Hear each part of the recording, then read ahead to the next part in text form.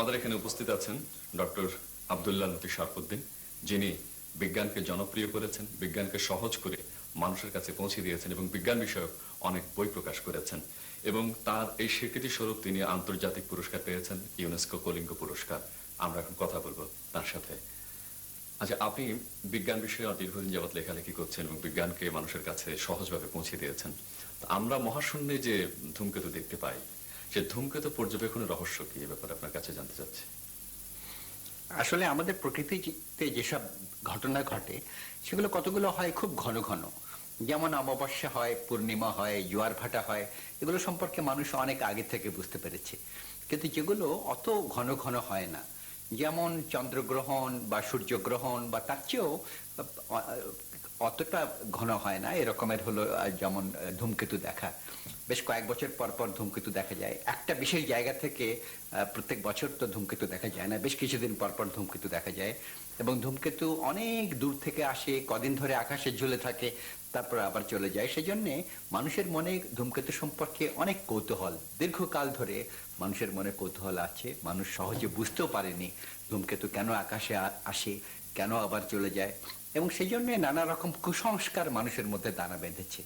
এবং এই রকমের বিরল দৃশ্য আকাশে যে দেখা যায়, সেটা জানবার জন্য মানুষের মনে খুব কৌতূহল আছে। এটা সম্বন্ধে বিজ্ঞানীরাও খুব ভালো করে জানতে চান। তাদের জানবার একটা বিশেষ কারণ আছে, সেটা হলো এই যে আমাদের চারপাশে যে সমস্ত গ্রহ বা উপগ্রহ আছে, সেগুলোর উপরে দীর্ঘকাল থেকে নানা রকমের উল্কাপাত হয়েছে, নানা রকমের জিনিস এসে আঘাত করেছে এবং তার ফলে অনেক পরিবর্তন হয়েছে। পৃথিবীর পিঠের উপরে অনেক পরিবর্তন হয়েছে। কিছুটা জলবায়ুর জন্য হয়েছে, কিছুটা নানা রকমের উল্কাকণার আঘাতে হয়েছে, কিছুটা পানির কাজে, পানির ফলে বা বাতাসের ঘষার ফলে হয়েছে। কিন্তু এই ধূমকেতুর কণাগুলো এত দূর থেকে আসে, বহু লক্ষ কোটি মাইল দূর থেকে।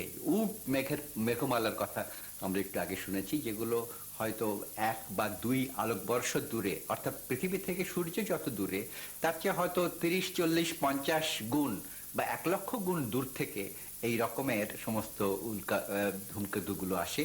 এবং সেগুলো এত ঠান্ডা জায়গায় ছিল যেখানে কোনো রকমের পরিবর্তন তাদের উপরে হয়নি। যেগুলো অতি হিমশীতল এলাকা থেকে আসে বলে তাদের মধ্যে পরিবর্তন খুব কম হয়েছে। সেই জন্যে ওইসব বস্তুর সম্পর্কে নানা রকম পরীক্ষা নিরীক্ষা করে বিজ্ঞানীরা জানতে চান সেগুলো কি দিয়ে তৈরি, কি কি উপাদানে সেগুলো তৈরি। এবং এগুলো জানলে মহাবিশ্ব কিভাবে শুরু হয়েছিল, কিভাবে মহাবিশ্বের উৎপত্তি হয়েছে, সে সম্বন্ধে হয়তো বিজ্ঞানীরা জানতে পারবেন। তাছাড়া আরো একটা কারণ আছে, সেটা হলো এই যে দেখা গেছে যেমন প্রায় 2 বছর আগে বৃহস্পতি গ্রহের উপরে সময়কাল লেভি নামে একটা ধূমকেতু এরকমের টুকরো টুকরো হয়ে ভেঙে এসে পড়েছিল।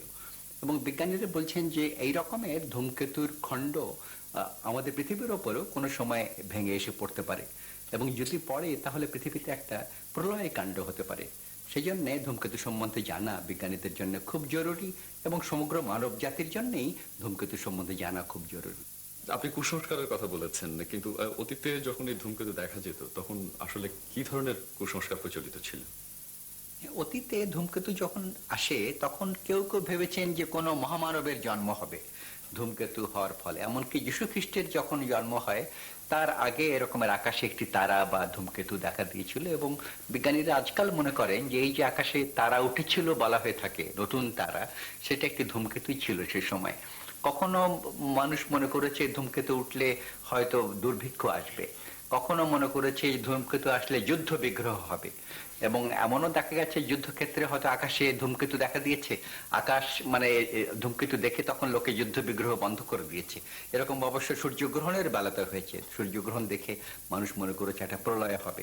কাজে ধূমকেতু সম্বন্ধে অনেকের ধারণা যে ধূমকেতুর সময় কোনো কিছু খাওয়া দাওয়ার ব্যাপারে বাজ বিচার করতে হয়, হয়তো অনাবৃষ্টি হতে পারে, দুর্ভিক্ষ হতে পারে, নানা ধরনের একটা অমঙ্গলের আশঙ্কা মানুষ ধূমকেতু দেখে করেছে। অবশ্য আজকাল আমরা ধূমকেতুর কারণ জানি বলে এসব কুসংস্কার অনেকটাই কমে গেছে।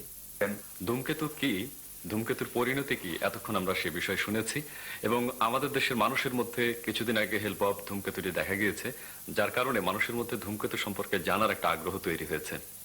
মহাশূন্যে শুধু ধূমকেতু নয়, মহাশূন্যে আরো অজানা অনেক বস্তু রয়েছে যেগুলো মানুষের এখনো অজানা, এবং মানুষ সেগুলো আবিষ্কার করার জন্য নিরন্তরভাবে প্রচেষ্টা চালিয়ে যাচ্ছে। আমাদের দেশেও হেলবব ধূমকেতুটি দেখা যাচ্ছে, এবং এপ্রিল মাসের প্রথম সপ্তাহে এই হেলবব ধূমকেতুটি আরো পরিষ্কারভাবে আকাশে দেখা যাবে। এবং যারা এই হেলবব ধূমকেতুটি দেখতে চান তাদের ব্যাপারে বাংলাদেশ অ্যাস্ট্রোনমিক্যাল অ্যাসোসিয়েশন বেশ কিছু কর্মসূচি গ্রহণ করেছে, এবং সেই কর্মসূচি সেই নির্দিষ্ট দিনে আপনারা যদি সেখানে উপস্থিত থাকেন তাহলে হেলবব ধূমকেতুটি দেখতে পাবেন এবং মহাশূন্যের অজানা রহস্য সম্পর্কে আমাদের একটা ধারণা তৈরি হবে।